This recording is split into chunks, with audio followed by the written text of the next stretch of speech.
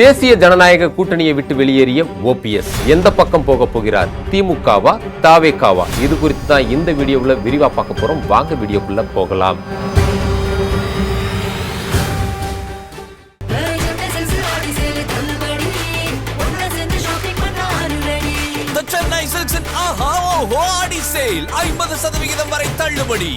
தெரிக்கவிடும் காரம் நிறம் சுவையை தருகிறது. ஆச்சி மிளகாய் தூள் தெரிக்கவிடும் காரம் நிறம் சுவை. குமுதம் நேயர்களுக்கு வணக்கம். நான் உங்கள் இளையராஜா. இது குமுதம் ரிப்போர்ட். தமிழக அரசியல்ல இன்னைக்கு ஒரு பரபரப்பான செய்தி அப்படின்னா, ஓபிஎஸ் அவர்கள் தேசிய ஜனநாயக கூட்டணியிலிருந்து நாங்கள் வெளியேறுகிறோம் அப்படின்னு அவர் அறிவித்த அறிவிப்பு தான் மிகப்பெரிய ஒரு பரபரப்பை ஏற்படுத்தியிருக்கு அப்படின்னு சொல்லலாம். இதற்கு முன்பே ஓபிஎஸ் என்ன மாதிரியான முடிவை எடுக்கப் போகிறார் என்பதை அதிமுகவினுடைய உரிமை மீட்பு குழு தொண்டர்கள் எதிர்பார்த்து தான் காத்துட்டு இருந்தாங்க. இது குறித்து பல்வேறு அரசியல் விமர்சகர்களும் காத்துக்கிட்டு இருந்த சூழ்நிலை இன்னைக்கு இந்த அறிவிப்பை அறிவிச்சிருக்காரு. இது எதிர்பார்த்த ஒன்றுதான் என்று பலரும் சொன்னாலும் இதற்கு பின்னால் மிகப்பெரிய ஒரு அரசியல் இருக்கிறது என்கிறார்கள். ஓபிஎஸ்ஸின் இந்த முடிவால் ஓபிஎஸ்க்கு எந்த ஒரு பலனும் இல்லை என்று அதிமுக எடப்பாடி தரப்பினர் சொன்னாலும் அவர் அறிவித்திருக்கக்கூடிய இந்த முடிவால் ஓபிஎஸ்க்கு மிகப்பெரிய ஒரு பலன் இருக்கிறது. அது என்ன என்றும் ஒரு தரப்பு வந்து பேசிக் கொண்டிருக்கிறார்கள். ஓபிஎஸ்ஸின் இந்த முடிவால் யாருக்கு சாதகம் யாருக்கு பாதகம் என்பதை பார்ப்பதற்கு முன்னால் ஓபிஎஸ் ஒரு திட்டத்தை ரகசியமாக இதற்கு முன்னால் வகுத்து கொண்டிருக்கிறார். அதற்கான திட்டங்கள் திரைமறைவில் நடந்து கொண்டிருந்தது. அதை பற்றியெல்லாம் கொஞ்சம் பார்க்கலாம். ஓபிஎஸ் அவர்கள் எடப்பாடி அவர்களுடன் சேர்ந்த பிறகு கொஞ்சம் கொஞ்சமாக டிடிவி தினகரன், ஓபிஎஸ் இவர்களுடைய முக்கியத்துவம் அங்கு குறைந்ததை இவர்கள் கவனித்துக் கொண்டே வந்தார்கள். குறிப்பாக பிரதமர் மோடி அவர்கள் தமிழகம் வரும்போதெல்லாம் அவரை சந்திப்பதற்கான அனுமதி ஓபிஎஸ்க்கு மறுக்கப்பட்டு கொண்டே வந்தது. இது கூட்டணியிலிருந்து தன்னை வெளியேற்றும் விதமாக அவர்களே செய்யக்கூடிய ஒரு குறியீடாக உணர்ந்த அவர் என்ன செய்யலாம் என்பதையும் ரகசியமாக அவர் சில திட்டங்களை வகுத்தார்.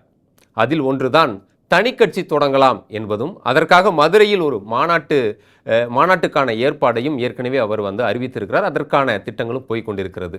இந்த சூழ்நிலையில் அவர் அதிமுக உரிமை மீட்பு குழு என்று செயல்பட்டு கொண்டிருக்கும் போது அதிமுகவினுடைய வழக்கும் நீதிமன்றத்தில் இருந்தால் கூட, ஆனால் இன்றைய சூழ்நிலையில் எடப்பாடி பக்கம்தான் கட்சியினுடைய கொடி சின்னம் இதெல்லாம் இருக்கக்கூடிய சூழ்நிலையில் தேசிய ஜனநாயக கூட்டணி அதாவது பாஜகவும் எடப்பாடி பக்கமே இருக்கும் நிலையில் ஓபிஎஸ் இந்த முடிவை எடுத்திருக்கும் போது சிலர் என்ன சொல்கிறார்கள் என்றால், இன்று காலையில் தமிழக முதல்வர் அவர்களை நடைபயிற்சியின் போது அவர் சந்தித்து வணக்கம் வைத்து பேசியிருக்கிறார். அதனால் அவர் திமுக பக்கமும் போகலாம். இன்னும் சிலர் சொல்வது என்னவென்றால், ஏற்கனவே அவர் திமுக பக்கம் சாய தொடங்கிவிட்டார் ஓபிஎஸ் என்பதைத்தான் பாஜக அதிமுக தரப்பினர் தற்போது பேசி வருகின்றனர். ஆனால் இதற்கு முன்னால் சிங்கப்பூரில் ஒரு ரகசிய பேச்சுவார்த்தை நடந்திருக்கிறது. அது எடப்பாடி நம்பிக்கொண்டிருந்த பிரம்மாண்ட கட்சியா என்றால் அப்படி இருக்கலாம் என்று சொல்வதை விட குறிப்பாக உடைத்தே பேசலாம். இன்னும் சொல்லப்போனால் விஜய் அவர்களுடைய தாவேகாவினுடைய முக்கிய நிர்வாகிகளை சிங்கப்பூரில் ஓபிஎஸ் அவர்கள் சந்தித்து பேசியதாக சொல்கிறார்கள். அது ஒரு புறம் இருக்க, சில நாட்களுக்கு முன்பு விஜய் அவர்கள் பற்றி ஓபிஎஸ் நல்ல விதமாக பேசியதையும் பாஜக ரசிக்கவில்லை என்கிறார்கள். குறிப்பாக விஜய் அவர்கள் தன்னுடைய கொள்கை எதிரியாக பாஜகவை சொல்லும் பட்சத்தில் பாஜகவை எதிர்க்கக்கூடிய விஜயை ஓபிஎஸ் ஆதரித்து பேசுவது போல சொல்ற துணியையும் பாஜக ரசிக்கவில்லை என்கிறார்கள். ஆனால் இதற்கு மேல் பாஜகவையோ மோடியையோ அமித்ஷாவையோ நம்பினால் பயனில்லை என்ற ஓபிஎஸ் விஜய் பக்கம் போகலாம் என்று யோசிக்க தொடங்கிவிட்டாராம். இந்த சூழ்நிலையில்தான் ஒரு முக்கியமான ஒரு பாதிரியார் மூலமாக மனோஜ் பாண்டியன் தலைமையில் ஒரு குழுவினர், ஓபிஎஸ்னுடைய ஒரு குழுவினர் தாவேகாவினுடைய பொதுச் செயலர் புசி ஆனந்தை சந்தித்து பேசியிருக்கிறார்கள். அந்த சந்திப்பின் போது புசி ஆனந்த் உற்சாகமாக கலந்து கொள்ளவில்லை. என்ன சொல்கிறார்கள் பார்க்கலாம் என்றுதான் அவரும் அவர்களுடைய கருத்துக்களை எல்லாம் கேட்டுக்கொண்டிருந்ததாக சொல்கிறார்கள். ஆனால் அப்பொழுது மனோஜ் பாண்டியன் கூறிய ஒரு கருத்து குறிப்பாக தாவேகாவுடைய பொதுச் செயலர் புசி ஆனந்துக்கு இன்ப அதிர்ச்சியை கொடுத்ததாக சொல்கிறார்கள். அவர் என்ன சொல்லியிருக்கிறார் என்றால், ஓபிஎஸ் அவர்கள் கண்டிப்பாக உங்கள் பக்கம்தான் வருவார். அதாவது நாங்கள் எல்லாரும் விஜயனுடைய உங்கள் பக்கம்தான் வரப்போகிறோம். நிச்சயமாக விஜய் தான் அடுத்த முதல்வர் என்று நிச்சயமாக அறிவிப்பார் ஓபிஎஸ் என்று சொன்னதும் புசி ஆனந்திற்கு இன்ப அதிர்ச்சி தாங்க முடியவில்லையா? இது குறித்து விஜயிடமும் பேசியிருக்கிறார்.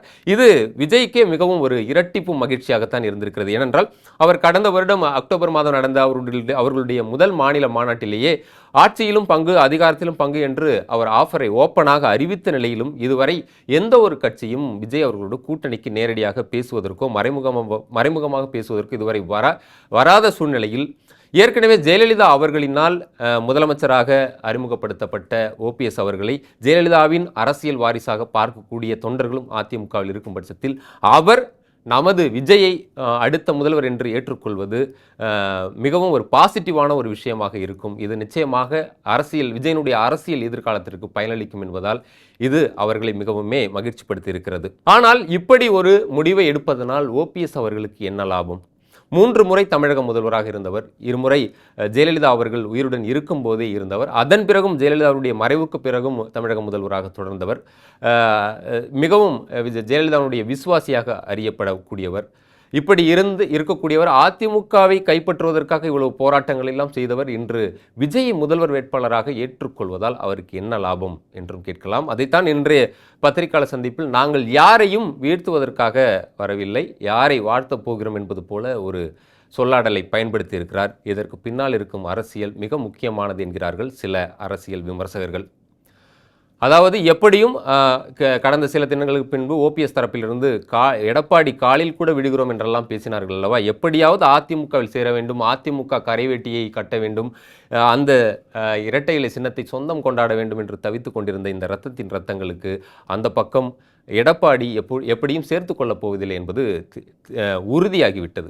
இந்த சூழ்நிலையில்தான் இதற்கு மேலும் தர்ம யுத்தத்தை நடத்தி பயனில்லை என்ற முடிவுக்கு வந்த ஓபிஎஸ் அவர்கள் இப்படி ஒரு முடிவை எடுப்பதன் மூலமாக கண்டிப்பாக விஜய் முதல்வர் ஆவாரா ஆக மாட்டாராங்கிறது ரெண்டாவது.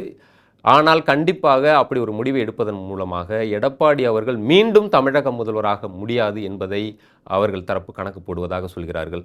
இதனால் விஜய் தரப்பிற்கும் கண்டிப்பாக நம்மை ஏற்கனவே பண்ருட்டி ராமச்சந்திரன் அவர்கள் விஜயை தொடர்ந்து ஏற்றுக்கொள்வது போலவே பேசிக்கொண்டிருக்கிறார். இன்று அவர்தான் இதற்கு முக்கியமான காரணம் என்று எல்லாம் சொல்கிறார்கள். ஸோ பண்ருட்டி ராமச்சந்திரன், ஓபிஎஸ் கூட இருக்கக்கூடிய வைத்திலிங்கம், மனோஜ் பாண்டியன், இது போன்ற அதிமுகவில் இருக்கக்கூடிய மிக முக்கியமான பிரமுகர்களும் விஜய் பக்கம் வரும்போது இன்னும் கூடுதலாக டிடிவி தினகரனையும் இணைத்து கொள்ளலாம், அவரும் வருவார் என்கிறார்கள்.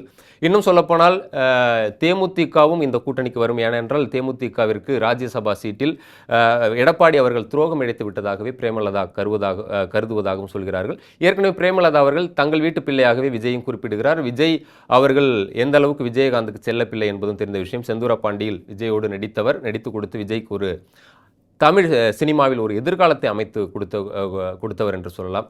அந்த அடிப்படையில் தேமுதிகவும் தாவேகாவும் இணையும் போது விஜயகாந்தனுடைய தொண்டர்களும் விஜயனுடைய தொண்டர்களும் பலமாக இருந்து அதுவும் இன்னும் கூடுதல் வாக்குகளை பெற்றுக் கொடுக்கலாம். கூடுதலாக திமுக கூட்டணியில் இருக்கக்கூடிய மார்க்சிஸ்ட் கம்யூனிஸ்ட் கட்சி தொடர்ந்து தலித் மக்களுக்கு எதிராக இந்த ஆளும் திமுக அரசு செயல்பட்டு கொண்டிருக்கிறது என்று கருதி கொண்டிருக்கிறது. இன்னும் பல தொழிலாளர்கள் பிரச்சனை எல்லாம் திமுகவினுடைய ஆட்சியில் அதிருப்தியில் மார்க்சிஸ்ட் கம்யூனிஸ்ட் கட்சி இருக்கிறது. அவர்களும் விஜயனுடைய வருகையை எதிர்பார்த்து காத்து கொண்டிருக்கிறார்கள். ஏனென்றால் சண்முகம் அவர்கள், அந்த கட்சியினுடைய மாநில செயல் சண்முகம் அதிக தொகுதிகளை கேட்பதாகவும் தெரிகிறது. இது அவர்களும் விஜய் பக்கம் கடைசியாக வரலாம் என்று சொல்கிறார்கள். இன்னொரு பக்கம் திருமா அவர்களும் கண்டிப்பாக விஜய் பக்கம் செல்வதைத்தான் விரும்புவதாக சிலர் சொல்கிறார்கள். குறிப்பாக சிறுத்தைகள் வட்டாரத்திலிருந்து வரக்கூடிய தகவலில் வன்னி அரசுவுக்கும் திருமாவளவன் அவர்களுக்கும் விஜய் பக்கம் போவதில் தான் விருப்பம் அதிகமாக இருக்கிறதாம். கட்சியில் 85% பேர் அதை விரும்பாவிட்டால் கூட அவர்களுடைய விருப்பம் தாவேக்காவை தான் விருப்பமாக இருக்கிறது என்றும் சொல்கிறார்கள். ஒருவேளை பாமக திமுக பக்கம் வந்தாலோ அல்லது திமுக கூட்டணியில் விசிகாவினுடைய முக்கியத்துவம் குறைக்கப்படும் பட்சத்திலோ தாவேகா பக்கம் வருவதற்கான வாய்ப்பு இருப்பதாக சொல்கிறார்கள். அப்படி விடுதலை சிறுத்தைகள் மார்க்சிஸ்ட் கம்யூனிஸ்ட் கட்சி வரும் பட்சத்தில் இந்திய கம்யூனிஸ்ட் கட்சியும் வரலாம் என்கிறார்கள். ஸோ இந்திய கம்யூனிஸ்ட் கட்சி, மார்க்சிஸ்ட் கம்யூனிஸ்ட் கட்சி, விசிக மற்றும் ஓபிஎஸ்னுடைய புதிய கட்சி அல்லது புதிய அணி, தேமுதிக, இப்படி மீண்டும் ஒரு மக்கள் நல கூட்டணி போல ஒரு 3வது அணி விஜயை முதல்வர் வேட்பாளராக ஏற்றுக்கொண்டு இறங்கும் பட்சத்தில் ஏற்கனவே விஜய்க்கு மிகப்பெரிய அளவில் ஒரு வாக்கு வங்கி இருப்பதாக ஒரு 10லிருந்து 20% வரை சில கருத்து கணிப்பெல்லாம் சொல்லிக் கொண்டிருக்கும் வேளையில் இந்த மாதிரியான கட்சிகள்லாம் இணையும் வேளையில் அது விஜயனுடைய அரசியல் வருகை திமுகவிலும் அதிமுகவிலுமே வாக்கு வங்கியில் பாதிப்பை ஏற்படுத்தி இருக்கும். அப்படி இருக்கும் பட்சத்தில் இந்த கூட்டணி உறுதியாக பெரிய அளவில் வெற்றிகளை பெற முடியும் என்று கருதுவதாகவும் சொல்கிறார்கள். ஸோ ஓபிஎஸ் விரைவில் அவர் தனி கட்சி தொடங்குவார் என்றும் அவர் விஜயை முதல்வர் வேட்பாளராக ஏற்றுக்கொண்டு தாவேகாவினுடைய தலைமையில் ஒரு கூட்டணியை அமைக்கப் போகிறார் என்றும் உறுதியாக சொல்கிறார்கள். இன்னொரு பக்கம் திமுக தலைவருடன் அவர் இணக்கமாக கொஞ்ச காலமாகவே இருந்து கொண்டிருக்கிறார். மு க ஸ்டாலினுடன் அவர் மறைமுகமாக உறவில் இருந்து வருவதாகவும் சிலர் எடப்பாடி தரப்பிலோ பாஜக தரப்பிலோ பேசி வருகிறார்கள். ஒருவேளை அவர் திமுக தரப்பிற்கு போனால் அதுவும் ஓபிஎஸ் அவர்களுக்கும் திமுகவிற்கும் லாபமாக அமையும். அதுவே விஜய் பக்கம் போகும்போதும் விஜய்க்கும் சரி இவர்களுக்கும் சில கூடுதலான, இப்போ கடந்த முறை பாஜகவுடன் ஓபிஎஸ் இருந்தபோது தென் மாவட்டங்களில் பல தொகுதிகளில் அதிமுகவுடைய வாக்கு வங்கியை குறித்ததோடு சில தொகுதிகள் டெபாசிட்டை இழக்க செய்யும் அளவுக்கு ஓபிஎஸ்னுடைய பங்கு இருப்பதாகவே சொல்கிறார்கள்.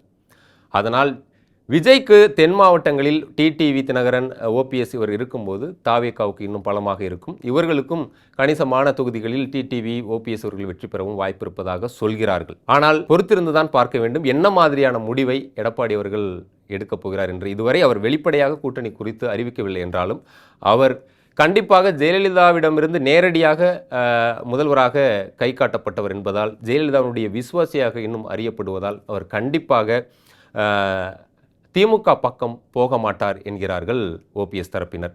அதனால் கண்டிப்பாக விஜயை அடுத்த முதல்வர் வேட்பாளர் என்று சொல்வதில் அவருக்கு எந்த தயக்கமும் இருக்காது. ஏனெனில் அவர் எடப்பாடியையே முதல்வராக ஏற்றுக்கொண்டு அங்கு துணை முதல்வராக இருந்தவர்.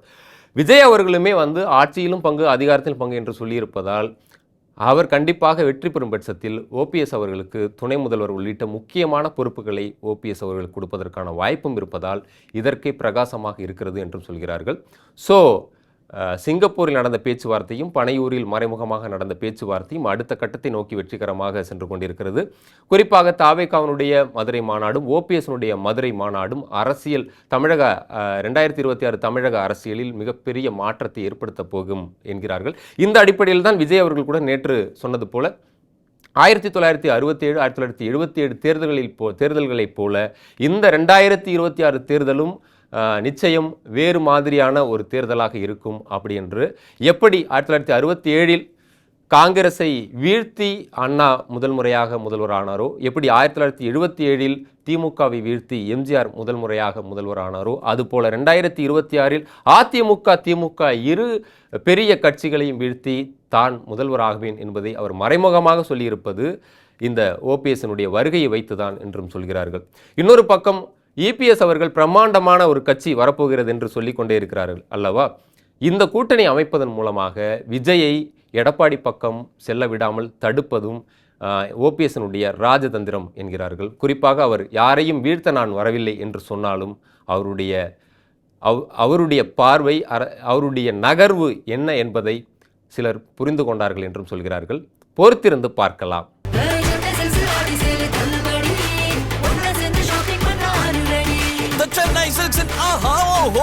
சேல் 50% வரை தள்ளுபடி. தெறிக்கவிடும் காரம் நிறம் சுவையை தருகிறது. ஆச்சி மிளகாய் தூள் தெறிக்கவிடும் காரம் நிறம் சுவை.